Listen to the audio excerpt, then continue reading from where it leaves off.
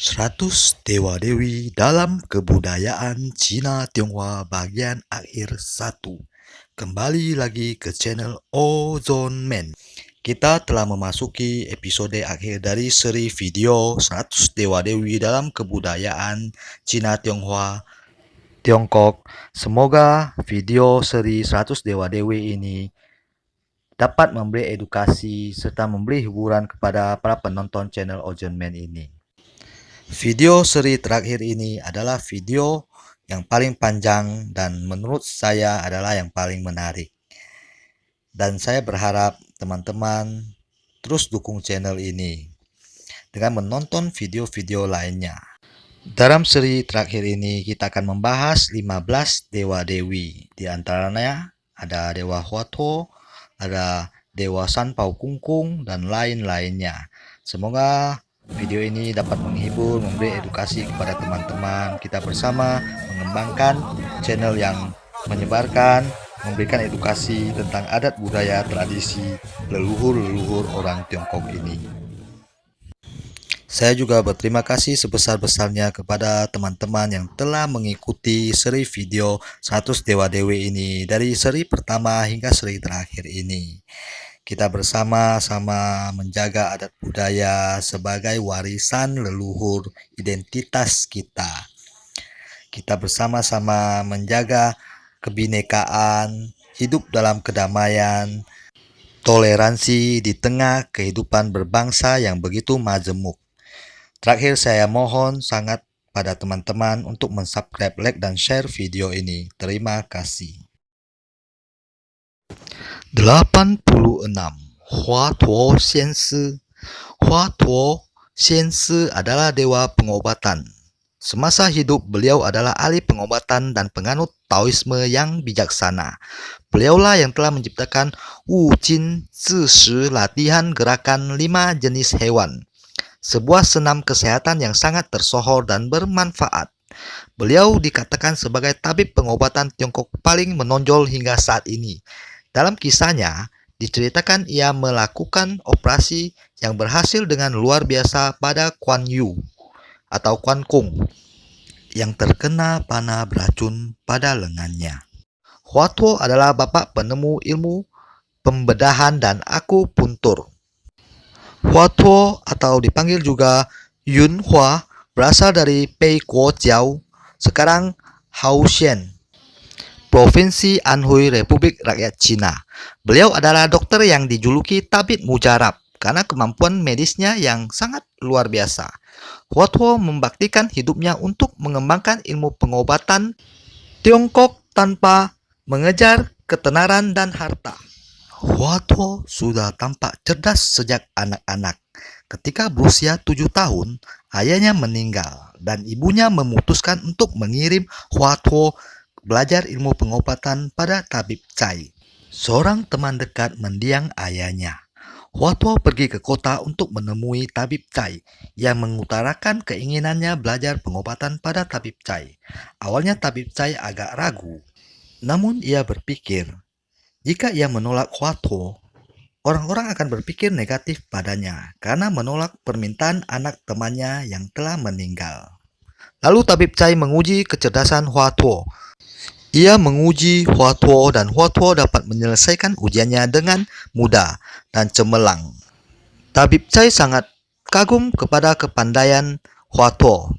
Dengan senang hati ia menerima Huatuo sebagai muridnya. Sejak awal Huatuo belajar dengan rajin dan tampak memiliki bakat yang besar dalam dunia pengobatan. Hingga ia menjadi tabib legendaris. Ia tidak pernah berhenti belajar. Ia mengobati orang-orang tanpa melihat latar belakang orang tersebut. Bahkan tidak jarang mereka yang tidak mampu ia obati dengan cuma-cuma. Berbagai ilmu pengobatan inovatif berhasil Huatuo kembangkan. Jika diceritakan tentang prestasi-prestasi Huatuo, kita perlu durasi yang sangat-sangat panjang. Jadi kita persingkat. Setelah meninggal, Huatuo diangkat Ling Pao Tianjun ke Kayangan dan mendapat pelajaran dan pelatihan kedewaan dari Ling Pao Tianjun sendiri. hingga mencapai kedewaan dan diangkat sebagai dewa pengobatan oleh Yi Huang Tati. 87. Bao Qingtian. Bao Qingtian atau yang lebih dikenal sebagai Bao Kung lahir pada masa dinasti Song Utara, rentang tahun 999 hingga 1062. Bao Qingtian lahir dari keluarga sastrawan di Luzhou, sekarang Hefei, Provinsi Anhui. Keluarganya hidup pas-pasan, namun masih mampu menyekolahkan Bao Zheng hingga lulus sebagai Xiu Cai. Masa kanak-kanak Bao Zheng banyak mempengaruhi kepribadiannya ketika dewasa. Sejak kecil ia hidup dan bergaul dengan lingkungan rakyat jelata, sehingga ia mengerti kesulitan yang dihadapi oleh rakyat jelata, sehingga ia begitu membenci korupsi dan bertekad menegakkan keadilan dan hidup dengan kejujuran. Sosok yang banyak menginspirasi Bao Zheng adalah Liu Yun, seorang pejabat kehakiman di Luzhou. Liu Yun adalah seorang ahli puisi dan literatur yang cinta akan keadilan dan sangat membenci kejahatan. Liu Yun sangat menghargai intelektual dan bakat Bao Zheng. Terinspirasi sosok Liu Yun, Bao Zheng bertekad untuk memberikan kesetiaannya pada kerajaan dan cintanya pada bangsa dan rakyat. Pada usia 29 tahun, Bao Zheng lulus ujian kerajaan tingkat tertinggi dan mendapat gelar Jinshi. Kaisar pun mengangkat Bao Zheng sebagai pejabat kehakiman di daerah Xianzhang. Namun tak lama kemudian beliau mengundurkan diri karena rasa baktinya dan pulang ke kampung halaman untuk merawat orang tuanya yang sudah tua. 10 tahun kemudian, orang tuanya meninggal dan ia kembali diangkat sebagai pejabat, kali ini sebagai pejabat kehakiman Provinsi Tianzhang. Ketika itu, beliau berusia 40 tahun. Sebagai pejabat, Bao Zheng bekerja dengan prinsip keadilan, berani, dan berpegang pada kebenaran. Sebagai pejabat jujur yang cerdas dan berbakat, Bao Zheng membuat banyak orang kagum, termasuk Kaisar Song Renchong yang mempromosikannya jabatan penting sebagai pejabat kehakiman di ibu kota Pian, sekarang daerah Kaifeng. Bao Zheng terkenal dengan ketegasannya dan pendiriannya yang tak kenal kompromi terhadap korupsi. Dia menegakkan keadilan tanpa rasa takut dan menolak tunduk pada kekuasaan yang lebih tinggi, termasuk pada guru besar Liu Pang, ayah mertua kaisar yang menganggap Bao Zheng sebagai musuh. Sejarah mencatat selama kurang lebih 30 tahun memegang jabatannya sebagai hakim, sebanyak lebih dari 30 pejabat tinggi termasuk menteri dipecat dan dihukum karena korupsi, melalaikan tugas dan lain-lainnya. 6 kali Bao Zheng melapor pada kaisar untuk memecat Zhang Yaozuo, pejabat tinggi korup yang juga merupakan paman dari serir kesayangan kaisar. 7 kali melapor agar kaisar memecat Wang Kui, pejabat tinggi kepercayaan kaisar. Bahkan ia berani meminta kaisar memecat Song Yang yang merupakan perdana menteri yang korup. Keberanian Bao Zheng sangatlah langka. Banyak pejabat-pejabat jujur pada masa kekaisaran Tiongkok yang berakhir naas karena keberaniannya, kejujurannya, dan sikap tegas mereka. Namun tidak dengan Bao Zheng. Dalam kerajaan, paman kaisar yakni Pangeran ke-8 Cao Te-fang adalah sahabat baik Bao Zheng. Di kalangan masyarakat, Bao Zheng terkenal sebagai hakim adil dan jujur, berani, dan memegang teguh keadilan. Kaisar menghadiahkan Bao Zheng 3 gilotin alat penggal untuk menghukum orang yang bersalah sesuai kedudukannya di masyarakat. Gilotin kepala macan untuk menghukum pejabat, dan gilotin kepala naga untuk menghukum para bangsawan. Beliau juga dianugerahkan tongkat emas kerajaan untuk menghukum kaisar sendiri dan pedang pusaka kerajaan untuk menghukum siapapun termasuk anggota keluarga kerajaan tanpa perlu melapor dan meminta persetujuan kaisar. Bao Zheng berperawakan tinggi besar dengan kulit hitam dan dahi memiliki tanda bulan sabit. Kisah Bao Zheng terus melegenda sebagai seorang hakim yang melambangkan kejujuran dan sifat adil serta berani. 90. Yao Wang Xianshi.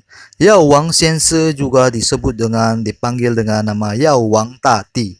Yao Wang Tati atau Yao Wang Xianshi merupakan pelindung para pedagang obat dan apoteker pengobatan Tiongkok.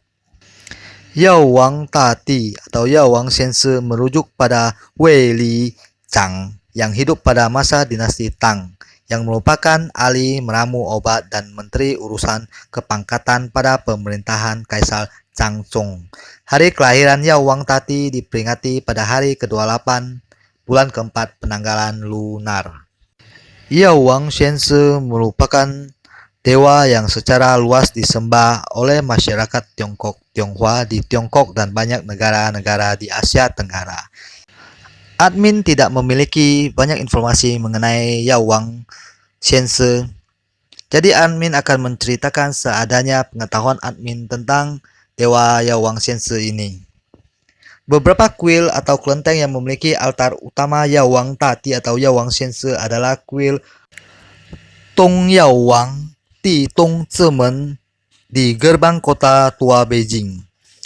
Lalu kuil Feng Tai Yao Wang di distrik Feng Tai, Beijing. Lalu ada kuil Pingku Yao Wang di tepi barat danau Jinhai, distrik Pingku, Gunung Feng Huang. Yao Wang Tati atau Yao Wang Xianshi adalah dewa pengobatan yang banyak dipuja para penganut Taoisme dan ajaran Tridharma. Salah satu dewa yang cukup populer dan memiliki sejarah panjang dalam mitologi Tiongkok.